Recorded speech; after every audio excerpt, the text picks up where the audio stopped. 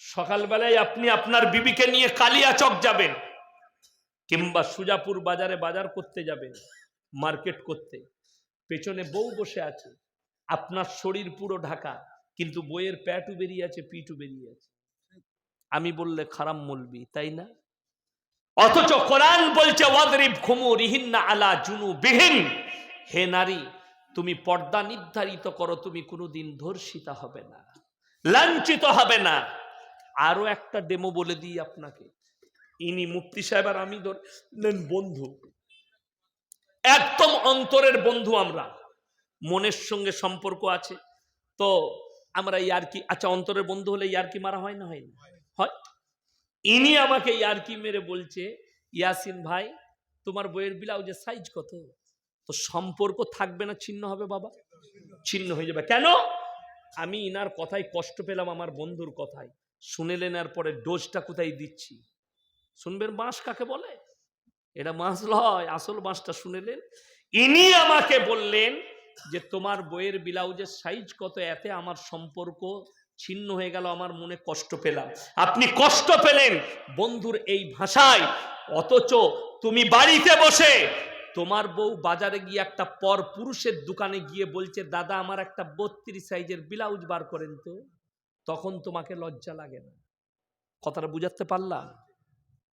বড় কষ্ট। আমি রমজান মাসে আমার জলসা ছিল মুর্শিদাবাদ বহরমপুরে, তো আমার মুফতি জার্জিস হোসেন কাসমি, বেলডাঙ্গা জালিলিয়া মাদ্রাসার প্রধান শিক্ষক, আমি বললাম ভাই আপনার মাদ্রাসায় ইফতারি করব, বললে চলে আসুন ভাই। তো আমি উনের ইফতারি করলাম, তো দেখলাম সময় হবে কি না, 22 না 23-এ রমজান ছিল, আমি দেখলাম সুযোগ আছে, বেলডাঙ্গা বাজারে আমার পরিবারের জন্য জামা কাপড় কিনে নিই। বললাম কোন দোকান ভালো হবে? বলে ঝুনকা ক্লথ হাউসে যান, বড় দোকান। তো আমি মাগরিবের নামাজ পড়ে গেলাম, ঢুকেই দেখছি আল্লাহ সব খালা, আমি একা খালি খালু। আমি তো ভয় খেয়ে গেছি। আমাকে বললে মলি সাহেব চিন্তা না, আপনি সাইডে দাঁড়ান। তো আমি এক কোণে দাঁড়িয়ে রইলাম ভয়ে। 2-4টা কাপড় দেখালো, আমি 2-1টা আমার মেয়ের জন্য কাপড় নিয়ে বেরিয়ে ফেলি। কষ্টটা এই জায়গায়, আপনি আপনার বিবিকে বাজারে ঠেলে দিয়েছেন, আর আপনি না মরদের মতো বাড়িতে বসে আছেন। আমরা মৌলবীরা, আমি 15ই সেপ্টেম্বর থেকে জলসা শুরু করেছি, আজকে কত তারিখ হিসেব করুন, আজ জানুয়ারি হতে চলল, 31শে ডিসেম্বর, বছর শেষ। সেপ্টেম্বর, অক্টোবর, নভেম্বর, ডিসেম্বর, 4 মাস বাড়িতে ভালো করে শুতে পাইনি। প্রত্যেক দিন জলসা আজকে এখানে করছি। আমার ট্রেনে আসার কথা ছিল, গাড়ি নিয়ে আসতে হলো, বর্ধমান দিয়ে সব গাড়ি ক্যান্সেল, ওই জন্য আমি গাড়ি নিয়ে এলাম। কালকে আমার জলসা আছে দক্ষিণ 24 পরগনা, বারুইপুর।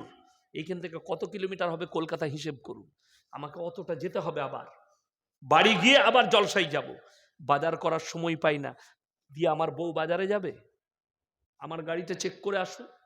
আমার বাড়ির বাজারগুলো সব আমি সুজাপুরে করলাম, ফোন করলাম কি কি প্রয়োজন, আলু, পেঁয়াজ, আদা, রসুন, মুসুরির ডাল, যেগুলোই প্রয়োজনের জিনিস আছে আমি বাজার করে গাড়িতে চাপালাম, রাত্রে পৌঁছে দেবো, আমার আর টেনশন রইল না। কথাটা বুঝতে পারলেন? আর তুমি হারামখোর 3 ঘন্টা চায়ের দোকানে আড্ডা মারছে, বউয়ের একটা ব্লাউজ কেনার সময় নাই, বউকে বলছে তুমি কিনে লিও, তুমি নিজেকে মরদ বলো? আরে মরদ তো এই মৌলবীরা। আর আমাদের দেশের কিছু হারামখোর আছে বলে মৌলবীরা কি জানে, ওরা তো খালি ছেলে নিতে জানে। ছেলে এমনি হয় না আমাদের, আমরা মরদ বলে ছেলে হয়, তুই না মরদ বলে তোর আর হয় না, তোর একটার বেশি হবেও না। বড় কষ্টের বিষয়। সবাই নিজের বিবিদিকে পর্দায় রাখবেন, জোরে বলুন ইনশাল্লাহ। রাখবেন তো? জোরে বলুন ইনশাল্লাহ। মায়ের দিকে অনুরোধ করছি, যদি জান্নাত কাছে করতে চাও, তোমার স্বামীকে বলবে আমার প্রয়োজনের জিনিস তোমরা নিয়ে এসো, তুমি নিয়ে এসো, আমি বাজারে যাব না। মায়েরা তোমরা 3টে কারণ ছাড়া বাইরে বেরোতে পাবে না বাড়ি। অনেক নেমো খারাপ। বাংলাদেশে হিজবুত তৌহিদ বলে একটা দল বেরিয়েছে, যাদের ইমামের নাম হচ্ছে সেলিম। এই হারামখোরের আওলাদ ফিতনা তৈরি করছে। তার দলে একটা মেয়ে বক্তব্য দিতে গিয়ে বলেছে নবীর বিবি ব্যবসা করেছে। নাউজবিল্লাহ বলেন। হ্যাঁ, ব্যবসায়ী ছিলেন তিনি, হচ্ছেন হাদিসটা শুনেলেন, ব্যাখ্যা করতে পারেনি। মা খাদিজাতুল কুবরা রাদিয়াল্লাহু তাআলা আনহা আরব দুনিয়ার 10টা মহিলা ব্যবসায়ীর মধ্যে উনি একজন ছিলেন। নবীজির সঙ্গে বিবাহ হয়েছে, তিনি ব্যবসা করেছেন বিবাহর পরেও, কিন্তু যেদিনে পর্দাকে আল্লাহ ফরজ করেছে তারপর থেকে নবীর একটাও বিবি নিজের হুজরাখানা থেকে আর পা বের করেননি। জোরে বলুন সুবহানাল্লাহ। এটাই হচ্ছে সহি রিওয়ায়াত। এই হারামখোররা অপব্যাখ্যা করছে মানুষকে এবং নারীদিকে বাজারে ঠেলে দিতে চাইছে। মায়েরা, জান্নাত যদি কাছে করতে চাও, গীবত চুগলি কম করো, নিজেদিকে ঢেকে লাও, নিজেদিকে ঘরের মধ্যে বন্দি রাখো। আপনাদের কি মনে হয় আমার বিবি জীবনে যতদিন বিয়ে হয়েছে 17-18 বছর, হাতে গুনে 5 বারও বাপের বাড়ি যায় নাই?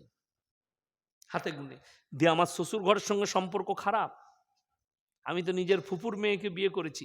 চলে আসুন আমার শ্বশুর গ্রামে, আমি বলে দেবো আমার শ্বশুরকে যে আপনাকে 3 দিন রাখবে, মেহমানদারি করবে, খালি জিজ্ঞেস করে নেবেন ইয়াসিন সাহেবের সাথে সম্পর্ক কি আছে।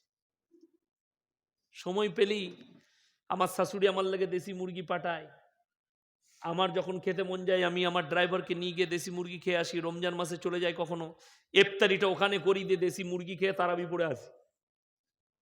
মন যাই। কিন্তু কেন? আমার বিবি আমাকে বলে, তোমার কি মন যায় না যে আমাকে নিয়ে কোথাও ঘুরবে? তোমার মনে কি হয়? আমি বললাম, আমার মনে একটাই জিনিস জেগে আছে, যে আমি তোমাকে জান্নাতে পেতে চাই, দুনিয়ার বাজারে নয়, জান্নাতে। যদি যেতে চাও, স্বামীর হুকুম মেনে বাড়ি থেকে বাইরে পা বার করার প্রয়োজন নাই। তোমার যা প্রয়োজন সব মিটে যাবে আল্লাহর কৃপায়। বিবির প্রয়োজন মিটানোর দায়িত্ব স্বামীর। শুনেলেন, একটা পর্দা নসিবা মা বাবার জন্য সম্মানে,